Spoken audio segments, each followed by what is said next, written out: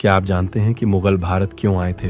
क्या वो सच में हमारे देश को लूटने आए थे या फिर इसके पीछे कोई और बड़ा कारण था? आज मैं आपको बताने वाला हूँ वो सच्चाई जो शायद आपने कभी नहीं सुनी होगी। मुगल साम्राज्य की शुरुआत करने वाला बाबर असल में भारत का रहने वाला नहीं था। वो फरगना उज्बेकिस्तान का राजा था, लेकिन वहाँ उसकी सत्ता टिक नहीं पाई। जब उसने देखा कि भारत में दिल्ली सल्तनत कमजोर पड़ रही है तो उसने इस मौके का फायदा उठाने का फैसला किया। उस समय भारत में इब्राहिम लोदी का शासन था, लेकिन उसके खिलाफ खुद उसके अफगान सरदार बगावत कर रहे थे। यही नहीं, कई राजपूत राजा भी उससे नाराज थे। बाबर को भारत पर हमला करने का न्योता मिला और उसने इसे हाथ से जाने नहीं दिया, लेकिन सिर्फ सत्ता हासिल करना ही उसका मकसद नहीं था। भारत उस समय दुनिया के सबसे अमीर देशों में से एक था। यहाँ सोना, चांदी, मसाले और बेशुमार दौलत थी। बाबर जानता था कि अगर वो भारत पर कब्जा कर ले तो उसे कभी भी धन की कमी नहीं होगी। 1526 में बाबर ने पानीपत की पहली लड़ाई में इब्राहिम लोदी को हरा दिया और दिल्ली पर कब्जा कर लिया। यही से मुगल साम्राज्य की शुरुआत हुई, जो लगभग 300 सालों तक भारत पर राज करता रहा। लेकिन सवाल ये उठता है कि क्या मुगलों ने भारत को सिर्फ लूटा या फिर यहाँ कुछ बड़ा बदलाव भी लाए? क्या उनका आना भारत के लिए अच्छा था या बुरा? अगर आप जानना चाहते हैं तो चैनल को सब्सक्राइब करके कमेंट में हाँ लिखें।